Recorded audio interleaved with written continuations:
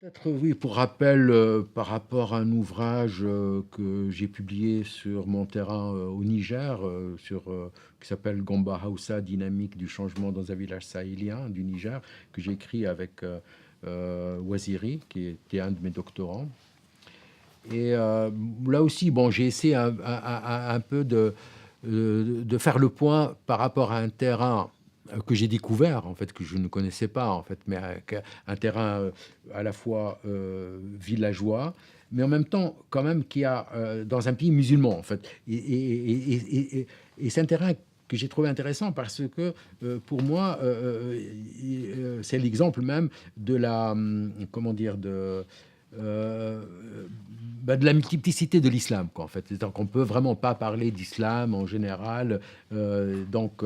Ça dépend des pays, ça dépend, même pas des pays, ça dépend des configurations, ça dépend des groupes, etc.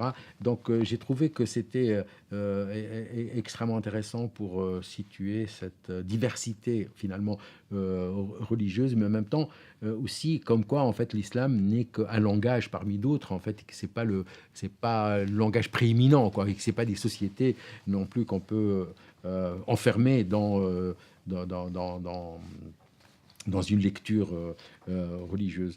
Euh, un autre ouvrage, bon, qui est un peu euh, dans le qui a un rapport aussi avec la religion, c'est un ouvrage collectif que j'ai publié sur Islam et changement social, et qui, il fait un peu le point en 1998 sur cette question justement de l'islam et changement social. C'est-à-dire une façon, au fond, de sortir l'islam de toute considération en termes de contenu doctrinal, théologique, pour montrer, au fond, islam, au fond, c'est juste par commodité, mais derrière l'islam, il y a une extrême diversité des pratiques, une extrême diversité euh,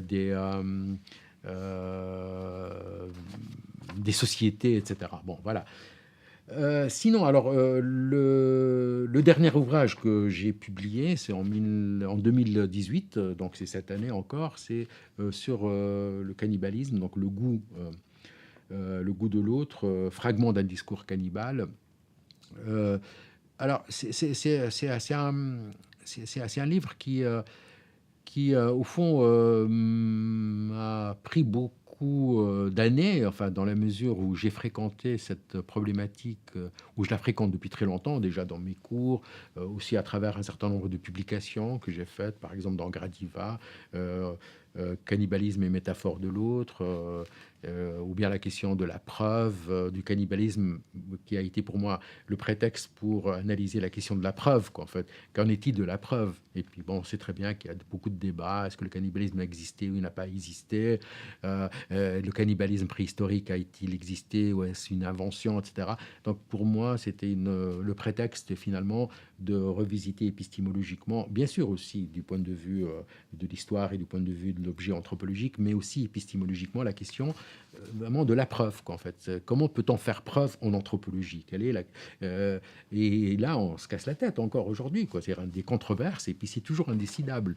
Donc c'est juste pour montrer que nos objets les objets en anthropologie sont des objets controversés, et qu'il faut surtout pas tomber dans une vision positiviste du savoir et de croire que c'est l'un ou l'autre, mais qu'au contraire, il faut tenir compte de la rhétorique de la preuve, quoi. Enfin, il y a une rhétorique de la preuve. Et si on veut développer un discours rigoureux, il faut pouvoir prendre en considération tous ces éléments-là.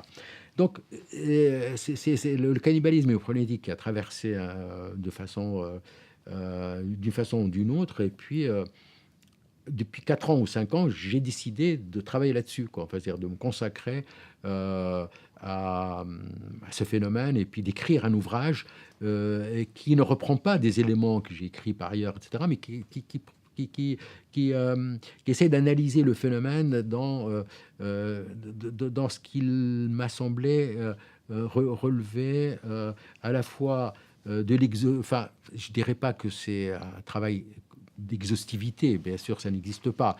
Mais quand même, j'ai essayé de systématiser le plus possible l'idée du cannibalisme et, euh, de systématiser le plus possible ce que n'est pas le cannibalisme, finalement. Parce que, de nouveau, c'est comme pour la religion, c'est une catégorie fourre-tout, et on pense que le cannibalisme relève d'une nature, relève de la mondification, et qu'il y a une sorte d'évidence, alors que non, justement, c'est pas le cas. Déjà, en revisitant l'histoire, en revisitant les documents, on s'aperçoit que derrière la diversité, que derrière le terme, en fait, il y a une énorme diversité, quoi. Puis le cannibalisme, après tout, ce n'est que un terme tout à fait moderne qui a été inventé à l'époque de Colomb et que finalement il traduit ce qu'il a bien envie de traduire, mais enfin on n'arrive jamais à épuiser.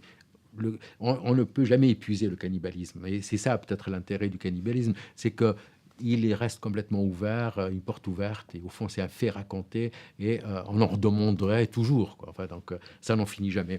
Et c'est cette productivité du cannibalisme qui m'a le plus intéressé. C'est-à-dire que c'est un, un, un espace qui nous permet de penser beaucoup de choses, qui nous permet de penser beaucoup de choses, qui nous permet de saisir un certain nombre d'analogies, qui permet de faire des liens insolites auxquels on n'a pas pensé. Donc, c'est un jeu par excellence de la métaphore. Hein, mais la métaphore conçue dans le bon sens, quoi. Enfin, donc c'est pas simplement pour le plaisir de la métaphore, parce que dans le travail que j'ai fait, c'est bien sûr c'est toujours contrôlé, donc j'essaye toujours de filer la métaphore, mais d'essayer de la motiver, enfin de voir dans quelle mesure elle fait sens et quand elle fait pas sens et dans quelles circonstances. Bon, alors, ma préoccupation, de nouveau, et peut-être dans cet ouvrage, c'est une façon, au fond, un peu de résumer, au fond, tout mon parcours anthropologique. Donc, c'est parce que le cannibalisme, c'est vraiment l'englobement, quoi. Enfin, on peut tout y mettre, et j'ai tout mis, quoi. Enfin, j'ai mis un peu mon passé, j'ai mis un peu mes terrains, mes réflexions, mes désirs. Donc, c'est un lieu par excellence qui m'a permis de faire le point sur la discipline notamment, mais en même temps quand même avec une certaine liberté. C'est-à-dire il y a une énorme rigueur dans le travail anthropologique historiographique. L'appareil critique est extrêmement fouillé, et donc c'est extrêmement contrôlé, mais je l'ai écrit avec une certaine forme de liberté. Euh, en essayant de faire les associations les plus possibles, contrôlées bien sûr, mais les plus possibles, et en ne m'interdisant pas de faire les liens qu'on pourrait faire. Bon.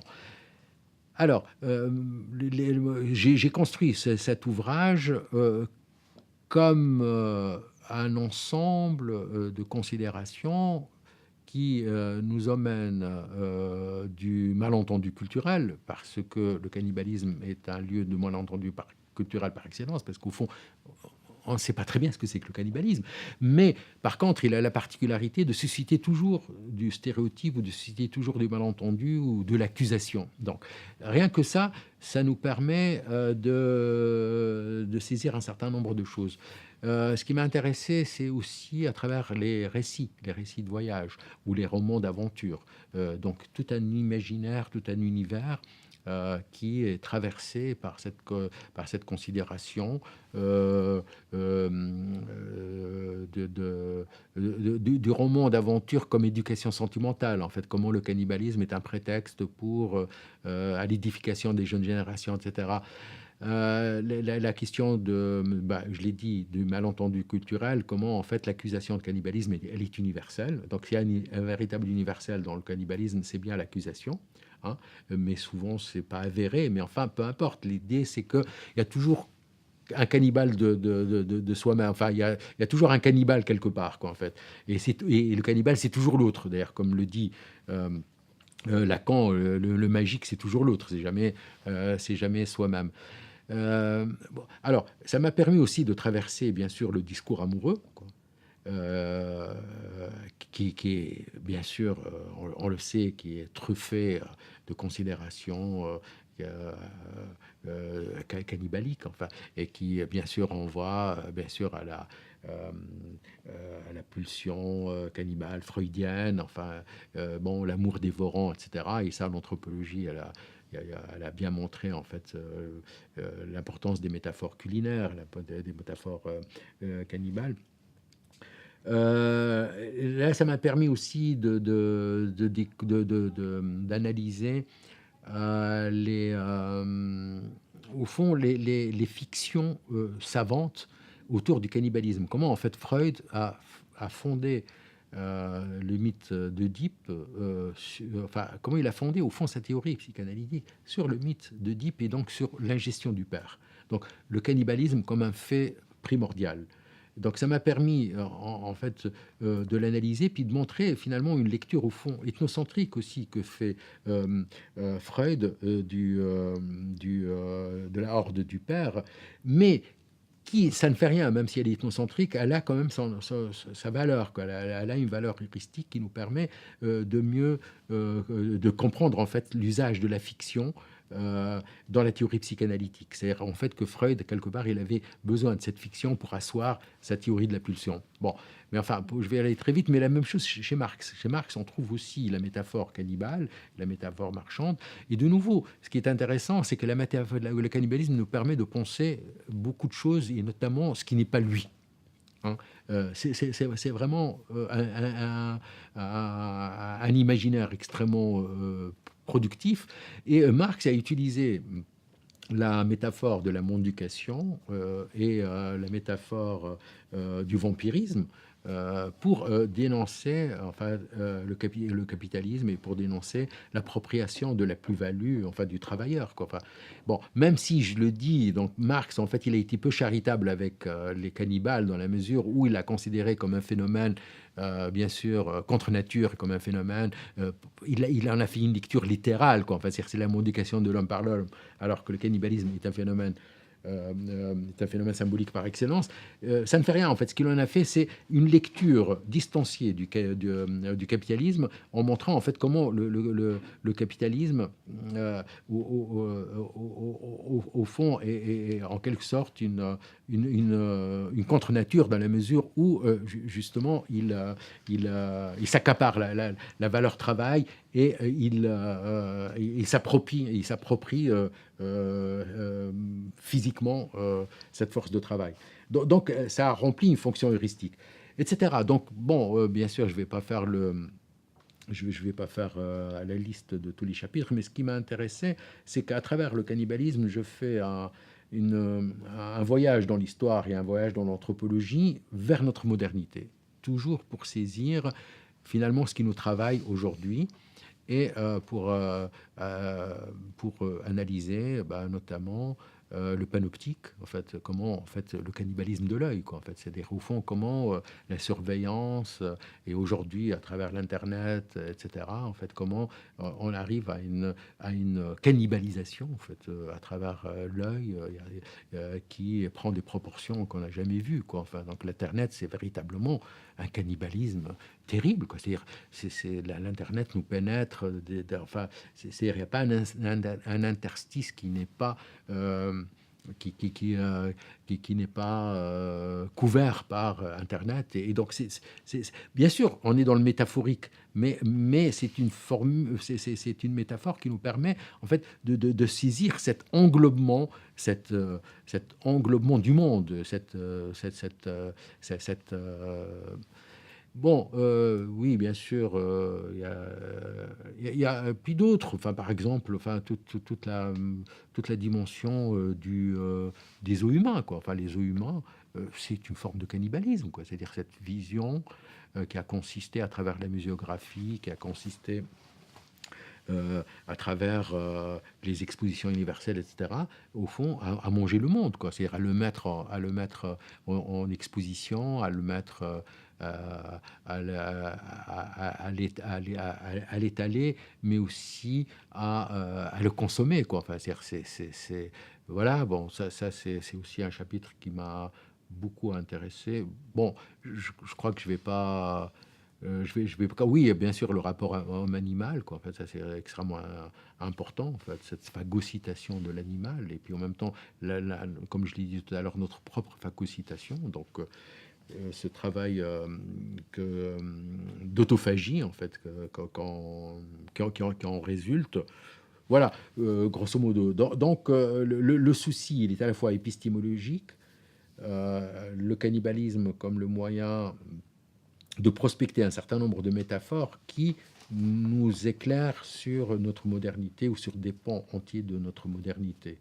Et aussi le moyen de revisiter quand même des terrains anthropologiques ou historiques dans la mesure où j'essaie un peu de faire le point vraiment sur quels sont les récits, dans quelle mesure ces récits sont vérifiables, euh, quel est l'usage qu'en ont fait les philosophes, par exemple, rien que Diderot, Malthus, Voltaire. Il n'y a pas un auteur qui n'a pas fait usage de la métaphore pour, d'une façon ou d'une autre, l'utiliser dans un propos philosophique ou dans un autre propos. Donc, voilà.